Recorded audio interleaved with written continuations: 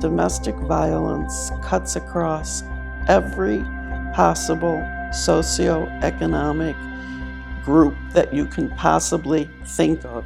Your next door neighbor in your toniest neighborhood can be an abuser.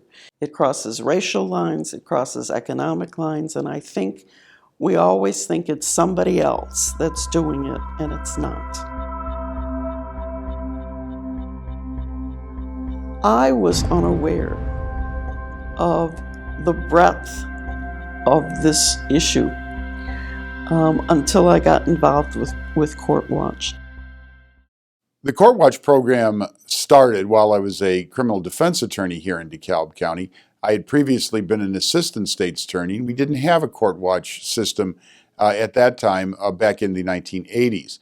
So the program had been in place for about 9 years before I became the state's attorney, so I had a chance to get somewhat familiar with it. Now, its importance to the people of the county, I think, is to be essentially an ambassador for the people or citizens to the court system, and then also somewhat of an ambassador from the court system to the people.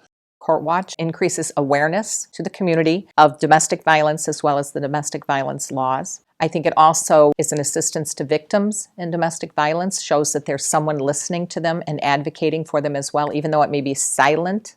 It also makes sure that the judiciary and all members who are involved in the criminal justice system adhere to those laws. It serves as an independent source and a valuable critique to the judiciary and assists us to do our jobs better.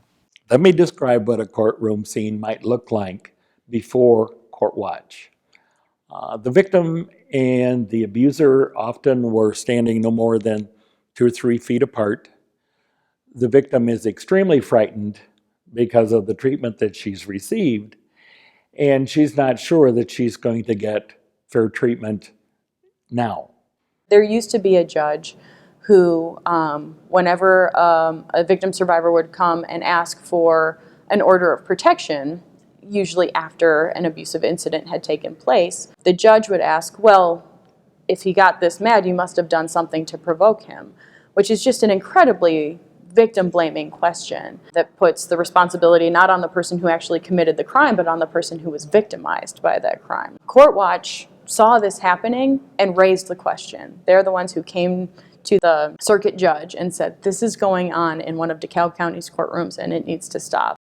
Well, Pam Weissman, who was director of Safe Passage at the time, indicated to me that it was her intent in working with a group of committed individuals to establish a Courtwatch program in DeKalb County.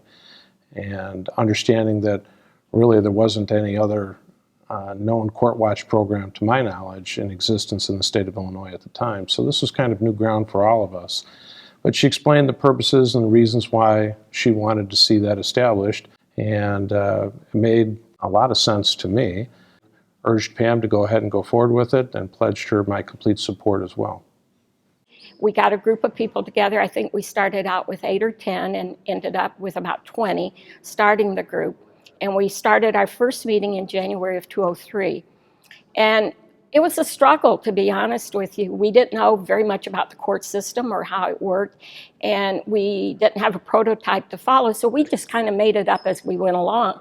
And we stumbled a couple times, but for the most part, we were right in our assessment of what we wanted to do in court. With anyone that works in an area for so many years, we become proficient at what we do, and what happens within the context of a courtroom is our everyday life. But it's not the everyday life of victims and other people who come through the courthouse, and sometimes we forget that. So sometimes I think there may be a slight disconnect in how someone's treated, or we just assume they understand all of the procedures that are going on in the courtroom, and sometimes they don't.